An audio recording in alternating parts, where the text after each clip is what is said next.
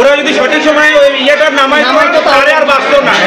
এটা আর কি যারা মানে ওই রথে যারা ছিল তাদের আর কি দোষারোপের কারণে হয়েছে আর কি। ওরা যদি মেইন রাস্তা যদি উঠতো তাহলে উঠার পরে যদি ওটা উপর করতো তাহলে এই দুর্ঘটনা হতো না। কতজন আহত হয়েছে দেখেছেন? আমার জানা 25 থেকে 30 জন এক জায়গায় পড়ে গেছে।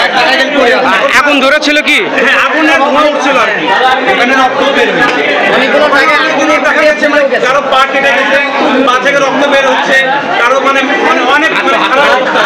5টার দিকে অতিথিরা যখন রথযাত্রার আনুষ্ঠানিকতা শুরু করে দিয়ে চলে গেলেন, তার পরবর্তীতে 5:15টার দিকে কালের বাজার থেকে যখন আমতলা মোড়ে সাতমাথার দিকে যাচ্ছিল রথটি, তখনই ওই রথের যে গম্বুজটা ছিল অনেক উঁচু, সেই গম্বুজের সাথে মেইন লাইনের যে বৈদ্যুতিক তার সেটির সাথে স্পর্শ লেগে যায় এবং তাৎক্ষণিকভাবে সেখানে আগুন ধরে যায় এবং সেখানে প্রচন্ড ধোঁয়ার তৈরি হয়। এবং সেখানে রথের উপরে যে সকল ভক্তবৃন্দরা ছিল তারা কিন্তু দিক বিদিক লাফ দিয়ে বাঁচার চেষ্টা করে এবং তারা অনেকে নিচে পড়ে যায়। পরবর্তীতে সেখানে যে দেখি যে সবাই সেন্সলেস অবস্থায় পড়ে আছে, কারো পা পুড়ে গিয়েছে, কারো হাত পুড়ে গিয়েছে, কারো মাথা পুড়েছে, তার পরবর্তীতে কারো বুক পুড়ে গিয়েছে। তো তার পরবর্তীতে সেখানে যারা উপস্থিত ছিল তারা সেখানে যে যেমনটা পেয়েছে তারা তাৎক্ষণিকভাবে তাদেরকে উদ্ধার করে বিভিন্ন হাসপাতালে নিয়ে গিয়েছে। এখনো পর্যন্ত ভর্তি কতজন আছে অ্যাকচুয়ালি এই জিনিসটা এখনো পর্যন্ত আইডেন্টিফাই করা যায় না।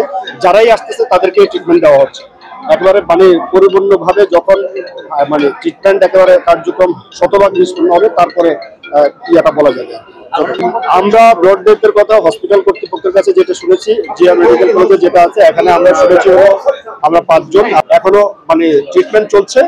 ট্রিটমেন্ট চলার পরে হয়তো একেবারে পরিপূর্ণভাবে সবাইকে যখন রিস্ক মুক্ত করে ফেলবে তারপরে ব্রিফ করলে বোঝা যাবে। বিশেষ করে কোনো ধর্মীয় উৎসব যে ধর্মের হোক না কেন এবং সকল যে সংশ্লিষ্ট দপ্তর আছে তাদেরকে এখানে সম্পৃক্ত করা হয়।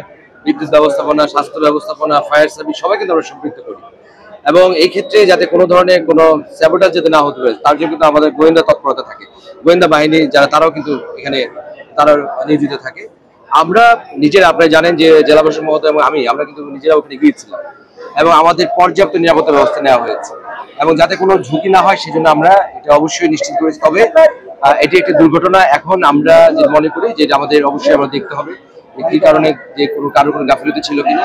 তবে এখন আমাদের জন্য সবচেয়ে জরুরি হচ্ছে যারা এত বড় দুর্ঘটনার শিকার হয়েছে তাদের চিকিৎসা নিশ্চিত করা এবং এই ক্ষেত্রে আমরা সবাই এখানে সম্পৃক্ত আছি। হাসপাতাল কর্তৃপক্ষের সাথে যোগাযোগ রাখছি আমরা এবং রোগীদের সাথে কথা বলছি। যার যেরকম চিকিৎসা দরকার এটি নিশ্চিত করা আমাদের এখন মূল দায়িত্ব।